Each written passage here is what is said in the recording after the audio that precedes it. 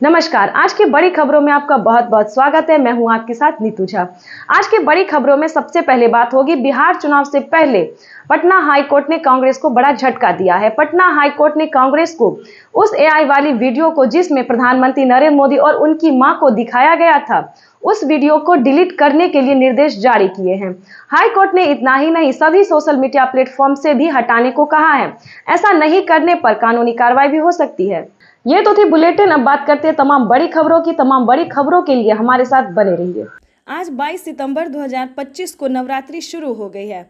नवरात्रि के पहले दिन माता शैलपुत्री की पूजा होती है। माता शैलपुत्री का मंदिर वाराणसी के अलीपुर क्षेत्र में, जो वरना नदी के पास स्थित, इस मंदिर में लाखों की तादाद में श्रद्धालु दर्शन करने आते हैं। दिल्ली सरकार का बड़ा फैसला आया सामने। दिल्ली में 22 सितंबर से लेकर 2 अक्टूबर तक नॉनवेज की दुकान पर बैन।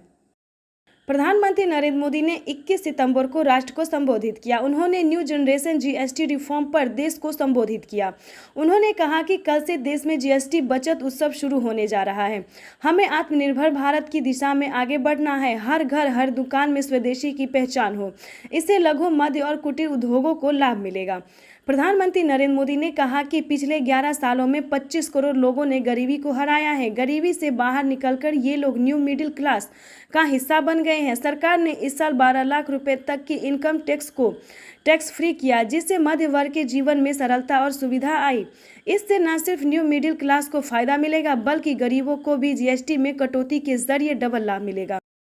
पीएम मोदी ने कहा कि इस बचत उत्सव में घर बनाना, इलेक्ट्रॉनिक सामान खरीदना, स्कूटर या कार लेना और यात्रा करना सब आसान और सस्ता हो जाएगा। जीएसटी कम होने से माइक्रो, स्मॉल और मीडियम एंटरप्राइजेज को भी डबल फायदा होगा।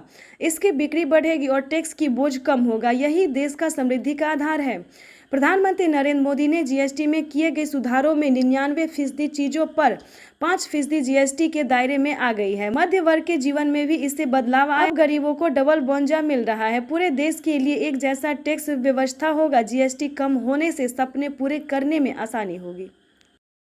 तो वहीं दूसरी ओर मल्लिकार्जुन खड़गे ने पीएम मोदी के राष्ट्र के नाम संबोधन पर तंज कसा। खड़गे ने एक्स पर पोस्ट में लिखा कि 900 चूहे खाकर बिल्ली हज को चली। प्रधानमंत्री नरेंद्र मोदी जी, आपकी सरकार ने कांग्रेस के सरल और कुशल जीएसटी के बजाय अलग अलग 9 स्लैब में वसूल कर गब्बर सिंह टैक्स लगाया और 8 साल में 55 लाख करोड़ से ज्यादा वसूले। अब आप 2.5 लाख करोड़ की बचत उत्सव की बात कर जनता को गहरे घाव देने के बाद मामूली बैंड एंड लगाने की बात कर रहे हैं। जनता कभी नहीं भूलेगी कि आपने उनके दाल, चावल, अनाज, पेंसिल, किताब, इलाज, किसानों के ट्रैक्टर सबसे जीएसटी वसूला था। आपकी सरकार को जनता से माफी मांगनी चाहिए।